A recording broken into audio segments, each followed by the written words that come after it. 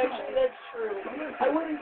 This one is a special one though because it was created in a lab. So be careful. Still, you know. And when germs do come along, they're not going to be prepared. And never mind ordinary germs. What are you going to do when some super virus comes along that turns your vital organs into liquid shit?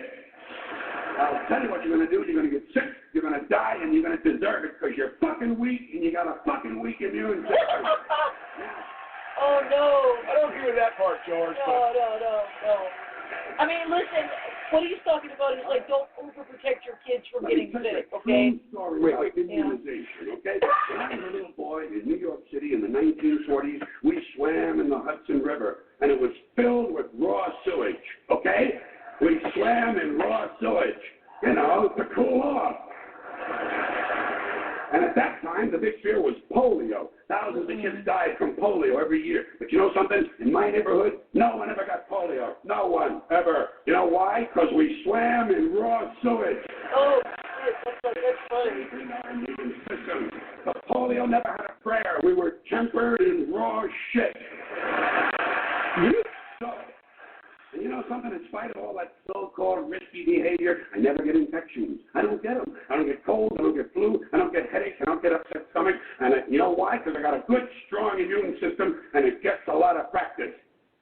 That's true. Okay. To a degree. To a degree. And I agree with that in the sense that, like, a lot of people I knew that grew up on farms, let's say around, you know, farm animals and livestock and stuff. Yeah. Again, their bodies taking in the different pollens or whatever you want to call them. You become acclimatized to your environment. You know what I mean? Okay. As a kid, back in Maryland, if a gnat bit me on the ear, like this. I kid you not. It bit my swole shut. I was so allergic to gnat venom, it was ridiculous. And of course, they gave me Benadryl, you know what I mean? But over time, I got used to it. And I used to get hay fever back, like just, you know. Yeah. You know, came out here. I remember my first year of junior high school was out in the field at Holmes Elementary School, you know, playing baseball, and like just a wave of pollen hit me, and literally I just had nothing gross, like screams, just pure clear, nothing, you know. Immediately ran to the bathroom, filled my pocket with this toilet paper I could stuff in there. That lasted all 10 minutes. You know what I mean? Yeah. I was effed. You know what I mean? But over time, it built up. You know, now some kids that'll happen, other kids it won't. Some kids will get really bad allergies. Some kids like her get asthma, and a lot of it is more the pollutants in the air. You know what I mean? So there's germs, but, you know, it's true. And this is actually what kind of happened. That's the problem with MRSA, flesh-eating bacteria. It is just really runaway athlete's foot. That's all it is. You know, the irony is, well, it's a staph germ. It's Staphylococcus aureus is the number one thing you want to get the fuck out of a hospital. You do not want, staph infection. So by overcleaning, you know what I mean? It got stronger. So there's a limit. Yeah. You know what I mean? Well, also the fact is we use it's interesting because this relates to alchemy actually, because alchemy will say that like medicines made from metals and stone are stronger than medicines made of plants, and we use penicillin, which is a plant, even though it's like, you know what I mean? It's to destroy and variations on that. Whereas if like things like colloidal silver and colloidal copper are antibiotics, and your body can't get used to it. I don't think they work to the degree of the super antibiotics, but they work, and your body cannot get used to it. Your germs cannot get acclimatized to them. But modern science will just poo-poo that. You know? Yeah, and they will, which is ridiculous. You'll see idiots it's will do science. the exact It opposite is science. of what you should, setting just a little silver. It's process. You'll see people literally turn themselves blue with this stuff. Yeah, yeah. This is why I actually think you should try copper, because copper won't turn you blue. You know? And copper is great for your skin. Okay. You muck enough styles, you'll be healthy. First of all, you're getting a lot of exercise. Second, just being around horses and the various things that are just getting healthy and riding them. I rode horses when I was really small, and I miss it so much. You know, it's like the one thing I want. You know. Yeah, I've been there. Yeah, my cousins kept horses up here, and it was their hobby, and they sold horses and stuff. I was very lucky to go ride for a little while. But like, no, it's your body does need to be in the environment. But the one thing about this is it's a lab-created disease, and it has HIV elements which attack. Remember, I said that there were certain organs that these receptor cells are in. The lungs is one of them. it attacks those organs specifically. And certain, like, kids are getting this whole other syndrome that's built into it. It basically is like Kawasaki. Yeah. As far as I can tell, it has elements or traces or effects of the HIV, coronas, the various corona types of viruses, and Kawasaki. Yeah. So again, I'm not going to say for sure it's this, that, the other. I'm at the point where I want to play the conspiracy theory thing. I don't think it helps. I think it just distracts focus.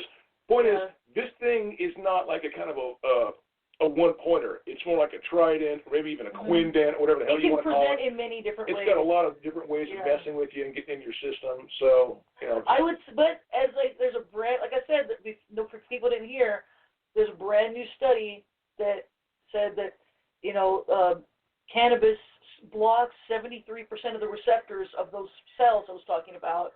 And that gives you at least 73% more protection if you're already a smoker. You got a great sense of humor. Or if you've been wanting to use something, use a tincture or edibles. Edibles are wonderful for sleeping. They're great for muscle aches, for healing your body, for inflammation. Inflammation is the core of all disease. Yeah, if you can really limit inflammation, and this is why sugar is so bad for you. Okay, but I don't want to go on about that because I'm going to do that next week. I'm going to talk about sugar and cannabis and inflammation because it's such a big deal to your body. We terrible sweet tooth. I got a sweet jaw. Oh God, it's something I struggle with. Grew up on lemon heads and Red Hot, so again, I'm not like no, we're not saying like we're trying to overcome this within ourselves because it's sugar causes inflammation throughout your body. And gut inflammation is the cause of all the social issues for autistic people. All the overly emotional stuff that we have, all the freaking weird issues and the stress and the anxiety are gut inflammation. And that's because we're eating the wrong diet. Like a high-fat diet is better for autistic people. They've done some work with that. But it's basically but I'm going to talk about timelines real quick before I go on about that. Because I'm going to talk about that next week, okay? So if you are interested in learning about, gut inflammation and stuff and health, because it is a big deal. It really is. Because you can't eat all sugar. You can't eat, all carbs. It's bad. You have to eat enough fat, and you have to eat enough protein, and I like to drink my sugars. Yeah. Oh, by the way, this sake was actually designed to kill demons. It's the one sake, not spirit, this particular sake, the sake in general. All sake was. But I feel like and it's which is so it's the one spirit you can drink without getting spirits for sure. But okay. But anyway, this timeline thing. What they're showing me is literally the way you perceive the world through your eyes. Nothing exists until you see it. Okay, in your world, and there are multiple worlds that we keep sort of shifting through. And enough of us see the same stuff and agree that the same stuff exists that it makes it seem like it's one world with one thing. But it's not, okay? All of us agree the pyramids exist. But that might not be true if you were born in a place where you never heard of them.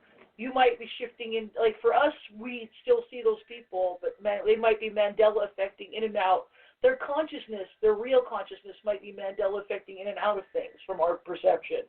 Cynical. But everything, what they're saying is actually things are created in literally the fifth dimension through our consciousness as a whole, because we were all created from a dead God, or I don't think bring it down to the a reborn God, let's say, and and then literally physical things will manifest in reality in response to us wanting them to be there, and we can't accept it. We've all been trained to keep such a low and negative point of view that we manifest bad stuff because we think it's more likely than good stuff. We'll see movies and we'll be like, wow, what would it be like if there was a pandemic? Oh my God.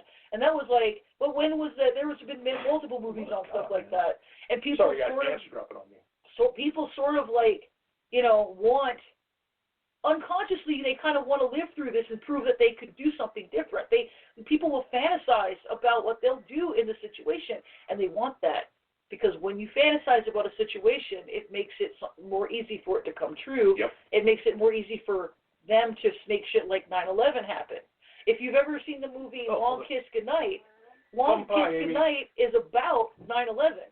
Everything that happens in Long Kiss Goodnight is about blowing up the World Trade Center towers as a false flag so the CIA can make money.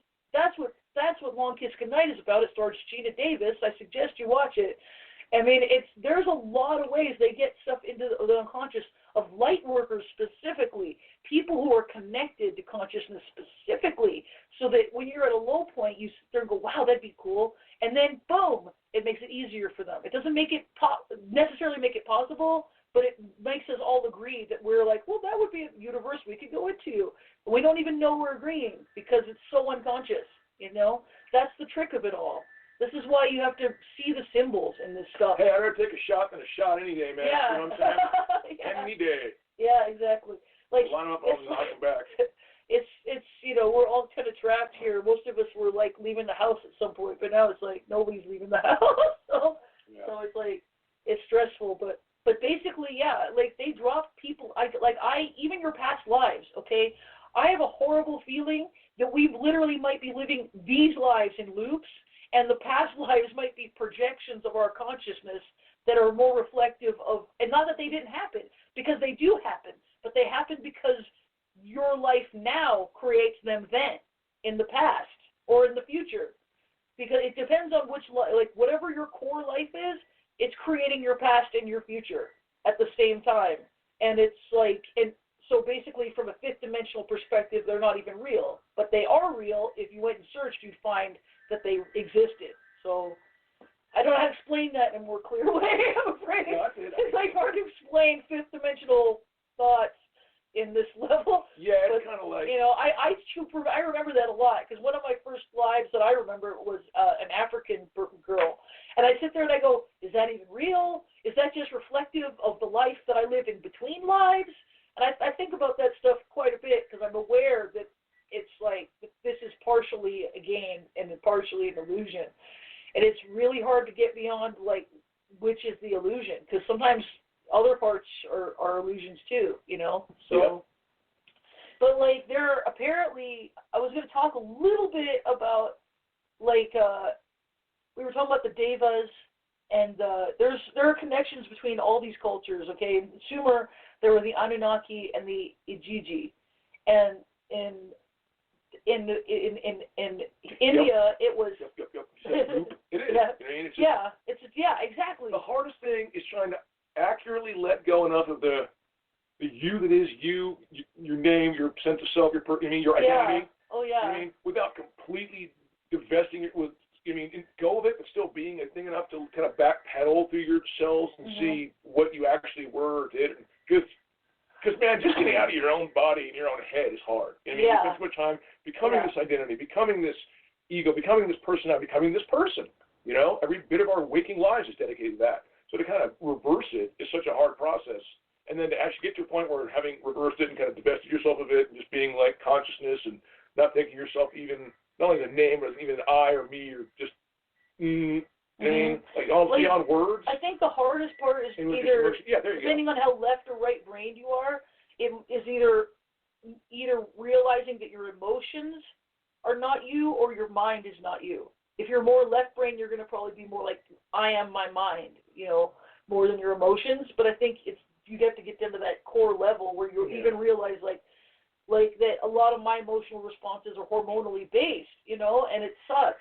But that's for everyone's men too. It's just that like you get into this and you feel like this is everything, but if you can just imagine yourself separate from it for a minute, you can realize that a lot of things are just the machine, and I mean the body itself, you know, responding to your energy inside of you, but you don't have control of everything, you know? Like it's sometimes hard to tell when you're actually in the you that was you personally in your line, so to speak. Yeah. And when you're one of your ancestral, because that's kind of it. I mean, you're actually going, if you're like a pyramid or like a tree branch, obviously the family tree. As you go backwards, you kind of can't help but kind of bip in, and therefore it's a little easier to jump from, say, your more direct path straight back, so to speak, to kind of like a sideline that, you know, maybe. Because again, everything's happening simultaneously. There's a you that decided to take a whiz, and you decided that didn't. Decided to take a shot that didn't. I mean, it's all there. And just that person, like, I remember just having a dream one night, and I don't know if anyone knows the Valley or Hollywood, but Laurel Canyon is a road that goes over the hill. Yeah. It goes up over the hill, comes down over the hill. And in this dream I had, everything was almost exactly the same except Laurel Canyon went through the mountain. Okay? And it was one of those dreams. They're like,